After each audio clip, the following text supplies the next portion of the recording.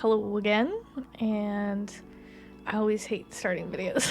So in this video, we're going to go through whether it's going to just be a simple comic panel or if you're going to take it all the way to a full-blown illustration. This is the process that I use from start to finish, all the way through. I talk about my process and what I was thinking throughout the entire time, so hopefully this helps you guys build your own process for your webcomic.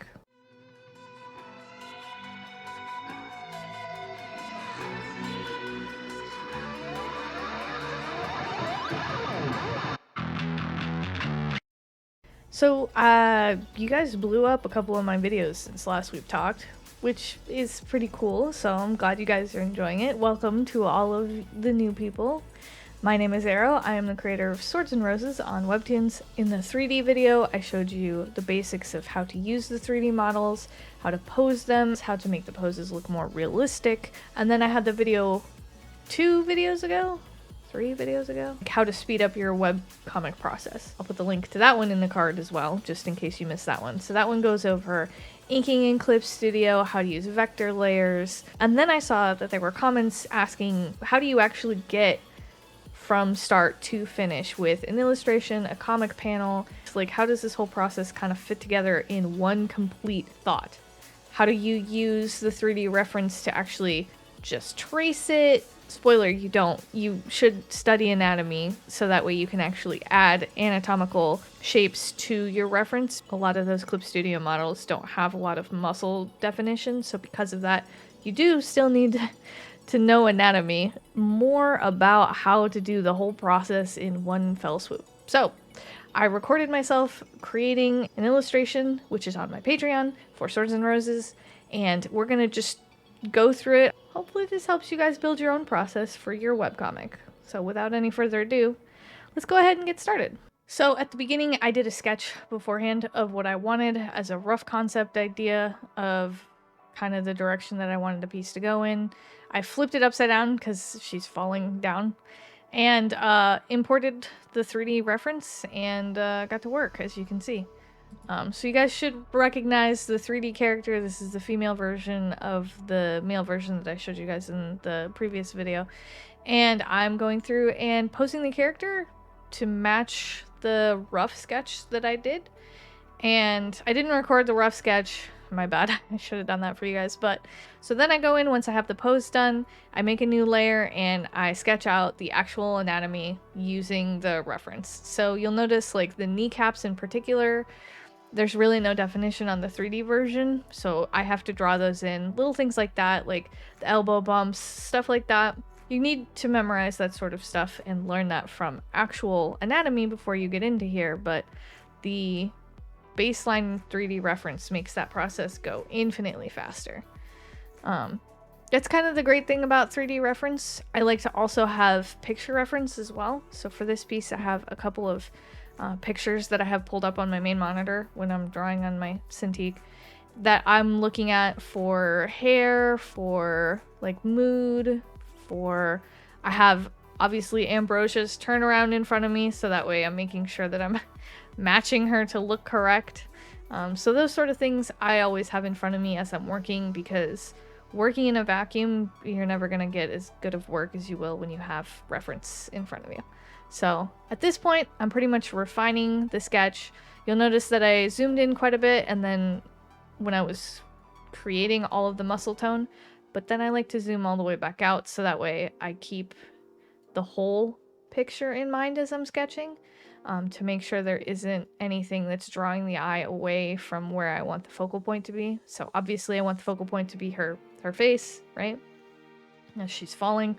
That is kind of the mood of the piece. Then once I have all of the anatomy done, then I add in all of the details on another layer. So I have the sketch layer, which is just the body, and then I'll add another layer, and that'll be all of the armor and all of the, you know, detail-y bits that are the clothing and stuff like that that go over the main character. The other thing I like to keep in mind when I'm working with the hair is I like to design in shapes, like as almost like a graphic design, rather than it being super photoreal, because I like having that sort of movement go through the piece, and I like the eye to be drawn through the picture. So sometimes I'll fudge lighting or hair or stuff like that if I think it will make the piece look better, even if it's not perfectly correct.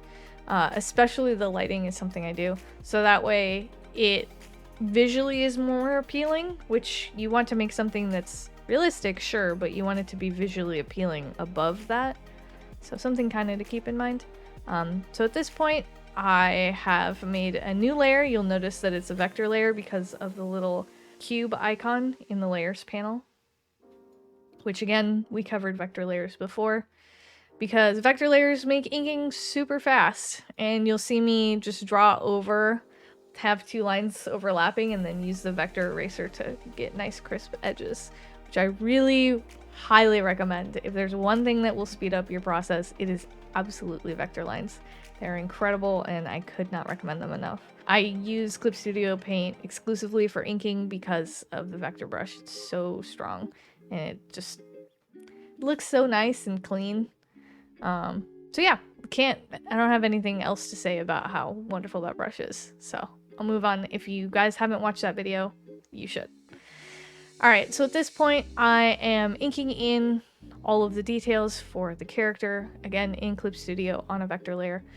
The thing to keep in mind when I am inking is that I want to use straight lines, and you want to draw with like quick motions that use more of your shoulder and less of your wrist. Wrists are good for like circles, but if you want nice, long, like crisp lines, you want to kind of draw from your shoulder and draw from like big stretching lines, because they end up turning out better. So there's another tip for inking. Might help you get better line art and crispen up your line art if you struggle with that. So at this point, I'm putting in the flats. The flats are, so I have the inks in a folder that I colored yellow, and then I have the flats in like a regular layer beneath it. And I just use the paint bucket tool and paint bucket everything. And then any area where there's a little bit of white left over, I'll zoom in, go through the whole thing, and like paint it in. So at this point, I started working on the background. I basically found a piece of reference that I really like the colors for and tried to emulate that. I really wanted to feel like she's like falling through the clouds. So because of that, I'm trying to wrap the clouds kind of around the viewer. And I'm just using a cloud brush that I downloaded from Clip Studio Paint's free library. It's a free brush. There's so many great brushes that make this so much faster. I highly recommend you use the library. So the cloud brush is what I used. I have each set of clouds on different layers. So the bottom clouds are on one layer, and then I have 3 layers for the upper darker clouds, because I wanted it to feel like the light is hitting the bottom side of the clouds. So if I use multiply and have 2 layers and then erase the bottom part of one, it lightens it so it seems like it's like 3-dimensional, which is really cool. So that's what I'm doing in this section right here. It's kind of creating that sort of depth with the clouds as they're going up into space. I love using the warp tool. The warp tool makes it so easy to try and get that sort of rounded feel. You'll see me use it quite a bit here. I use masks a lot, so I'll paint in all the clouds, and then I'll put a mask on it, and I'll erase, like, let's say I want the darker clouds at the top and the lighter clouds at the bottom. I'll put a mask, just paint it all regular clouds, then I'll put a mask on it, and I'll basically use the mask to erase the bottom part so it's lighter, and then leave the top part alone so it's darker. But since it's in a mask, it works in a non-destructive workflow, which is always the biggest thing I can recommend when you're working in a comic, especially because you need to be fast and you need to be able to fix problems and iterate. If you have an editor or you notice yourself something that's wrong with it, having a non-destructive workflow means that you can go back and fix things without wrecking everything and having to repaint everything. So that's why I like painting all the clouds on one layer and then using a mask, because the mask controls how dark they are, right? From the darkest part at the top and the lighter part at the bottom, where the actual layer controls the clouds themselves.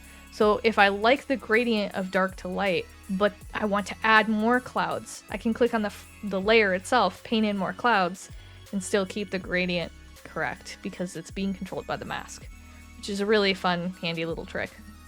All right, so shading. What I like to do is I make a new layer, I use a clipping mask to mask it to the flats, And then I pick one color for the shadows, which is defined by the environment. So for this case, obviously blue is the shadow color and yellow is the light. And I will paint in a new layer, a light blue kind of color everywhere I want the shadows. And then I'll set it to multiply, kind of bring the shadows down so that way it's not super dark. And this I'll use as my like baseline reference for when I'm painting in the shadows. If I was not going to do like a full rendered piece, you would just use this layer itself because this is all your shadows to one shadow color. And then I will do a light pass as well. So that way I get the highlights and the shadows because they go together, right?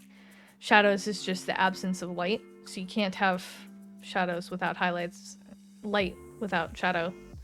So because of that, I'll paint the shadows and then I'll paint the highlights. Okay, so this part I ended up swapping software because you can. The great thing about Clip Studio is that it exports with PSD files, which means that you can go File, Save As, and change it to a PSD, which is a Photoshop document file, and anything can open that basically. You can open it with Photoshop itself, Clip Studio, obviously, Autodesk Sketchbook, like so many programs. So I'm using to paint because I like some of the brushes in there. And you'll see that I start painting it. I have my ultimate reference, which you'll see me flip back and forth to, which is basically my color palette for Swords and Roses. In Clip Studio, I like to use that upper right corner reference that, again, I showed you in the How to Make Webtoons Faster video. That is the best way to color pick. I wish Sai had that integration too, where you could use like a reference image and have it in the top right because it saves so much time. Anyway, so at this point I'm coloring in and doing like a full rendered painting. Now again, if you were doing a comic, you wouldn't need to do this step. This is more like illustrative step because it takes a lot longer. But I'm using the reference that I mentally have in my head from the blue shadows, in order to paint in like color accurate shadows right now.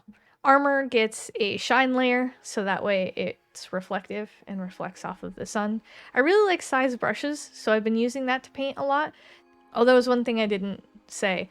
So as you can see, she has like the black cloth has like a texture on it. There's a brush that I found that's a chainmail brush that I just brush over the whole like black section in order to create that chainmail texture. Again, texture brushes that I got for free on Clip Studio's asset store. So, and then at this point, the illustration's pretty much coming together. It's almost done. I'm painting in overall thing, and then I end up turning that multiply layer on from Clip Studio, and then I tidy it up so that way having that on multiply over everything takes your colors that are color accurate and then tones them correctly, so it like shifts.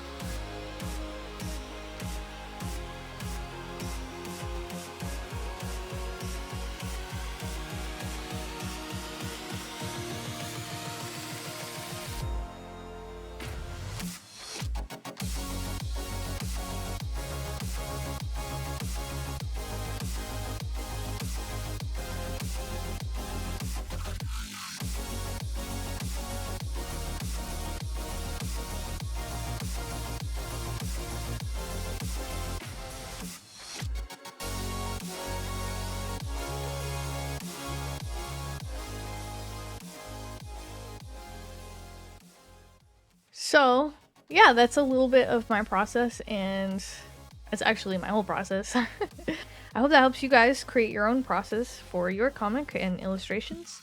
and ties together all of the pieces that I've talked about individually into one. Yep. If you haven't checked out our comic, that'd be cool. Links in the description. Okay, bye.